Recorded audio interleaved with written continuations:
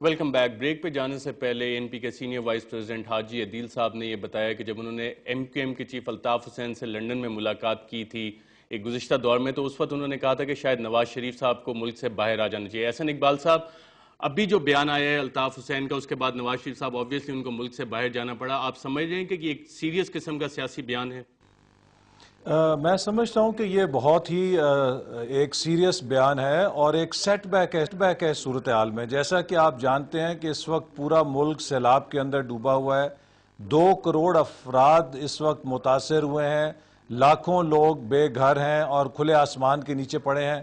اس وقت تو ضرورت اس بات کی ہے کہ پوری قوم کو یکجا کیا جائے کہ ہم سب مل کر اس بات پر غور کریں، یہ بات کریں کہ ان سیلاب زدگان کی مدد کیسے کریں گے، ہم کس طریقے سے اپنے تمام وسائل کو بروئے کار لا سکتے ہیں ان کا سہارا بننے کے لیے.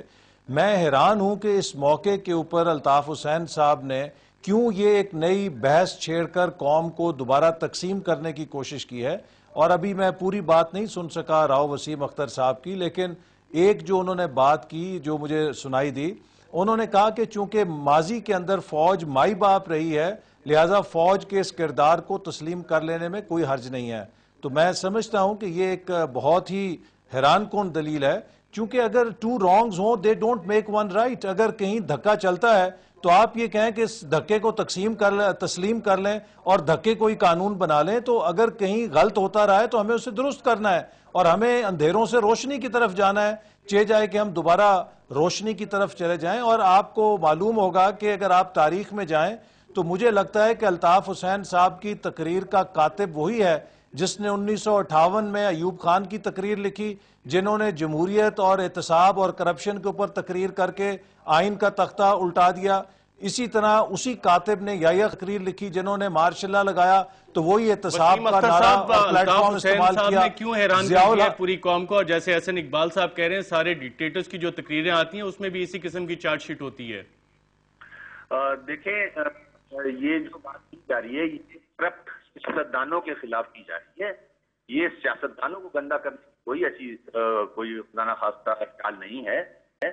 جہاں تک احسن اقبال میرے ساتھی ہیں، میں عزت کرتا ہوں ان کی اور میں ان کو پیچھے لے جاتا ہوں. بڑی اچھی بات کی انہوں نے کہ اگر وہ جو بات ہے آج بھی میں ان سے اختلاف کرتا ہوں، آج بھی فوج ہی کے بلبوتے پہ آپ بنو گے کچھ بھی جو بنو گے، آپ رات کے اندھیرے میں آج بھی انہی کے گھر جا کے ملتے رہے ہو. آپ ریکارڈ پہ ہو مسلم لیگ نون کے ذمہ دار رات کے اندھیرے میں جنہوں نے ایکسپٹ کیا نواز شریف صاحب نے ان کو ان کی کلاس دی کہ کیوں گئے تھے رات کے اندھیرے میں ان کے گھر. ٹھیک ہے.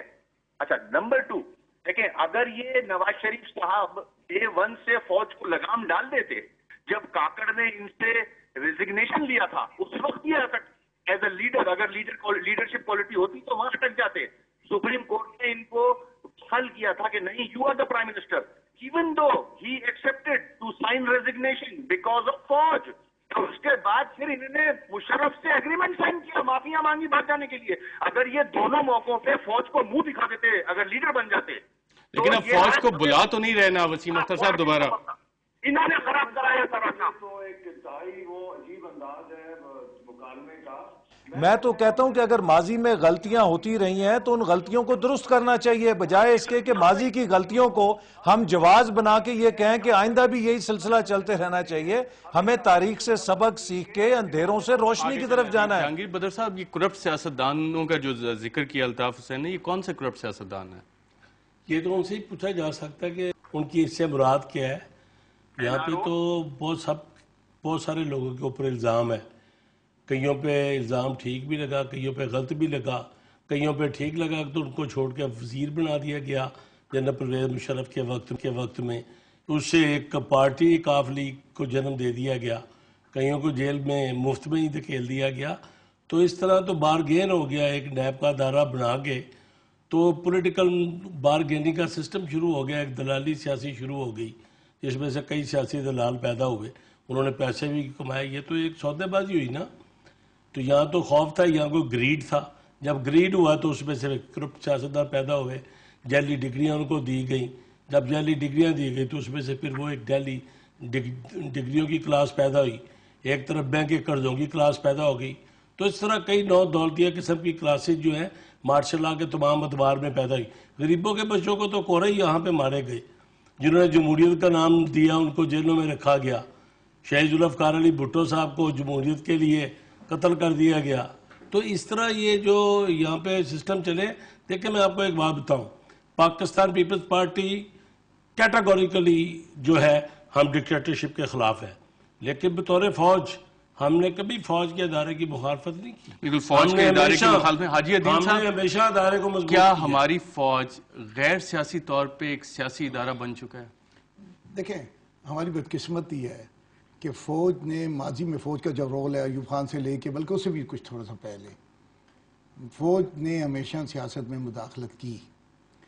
اب بھی اور کر یہ رہے ہیں. دیکھیں میں عرض کرتا ہوں, اور بڑی مشکل کے بعد اس ملک کے تباہ ہونے کے بعد, اس ملک کے 2 حصوں میں تقسیم ہونے کے بعد فوج کے جرنیلوں کو یہ شعور کوئی 2-2.5 سال سے پیدا ہوا ہے. اس عوامی حکومت کے آنے کے بعد منتخب حکومت ہے, ہر جگہ اچھی ہے بری ہے جیسے بھی ہے, یہ شعور پیدا ہوا ہے کہ ان کو سیاست میں آنا نہیں چاہیے. اور جس مقاصد کے لیے ہمارا آرٹیکل ہے 246 اور 245 اس میں مقاصد کے لیے وہ کام کریں, جس کے لیے آپ نے بھی کہا کہ شاید کراچی کی سچویشن ہم ڈیل نے اس کرنے بات کے میں لیے بلایا ہے. سول گورنمنٹ اپنی مدد کے لیے فوج کو بلا سکتی ہے, مارشل لا کے لیے سول گورنمنٹ دعوت نہیں دیتی ہے. ہم تو کراچی میں بھی, بڑی عجیب بات ہے, پورے ملک کو تو مارشل لا کے حوالے کر دیا جائے اور ہم کہتے ہیں کراچی کو ڈی ویپنائزیشن کے لیے وہاں کی سول گورنمنٹ فوج کو کہے کہ آ کر ڈی ویپنائز کرو. ہم ناکام ہو گئے ہیں, روز ہمارے لیڈر مر رہے ہیں, ہمارے ساتھی مر رہے ہیں, اس کی تو مخالفت کی جا رہی ہے.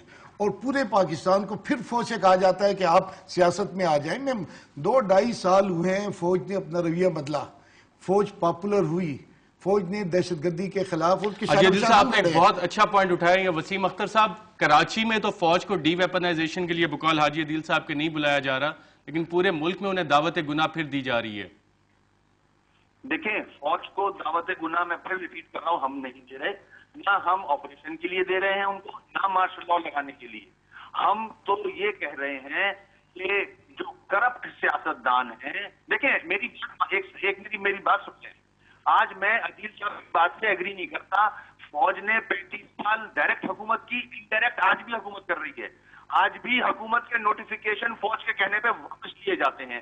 آج بھی جو بات چلی تھی نواز شریف صاحب کی, کون سے نوٹیفیکیشنز ہیں؟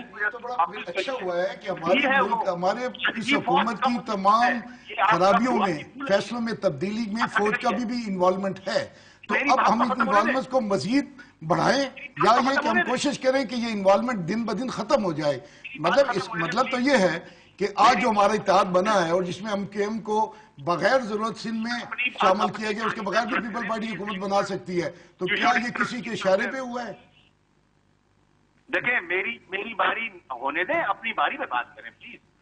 میں ابھی یہ کہہ رہا ہوں آج بھی فوج حاوی ہے, آپ پہ بھی, جو فرینڈلی اپوزیشن کر رہے ہیں ان پہ بھی, وہ بھی ابھی ہم پہ حاوی نہیں ہے, ہم پہ کوئی فوج حاوی نہیں ہے.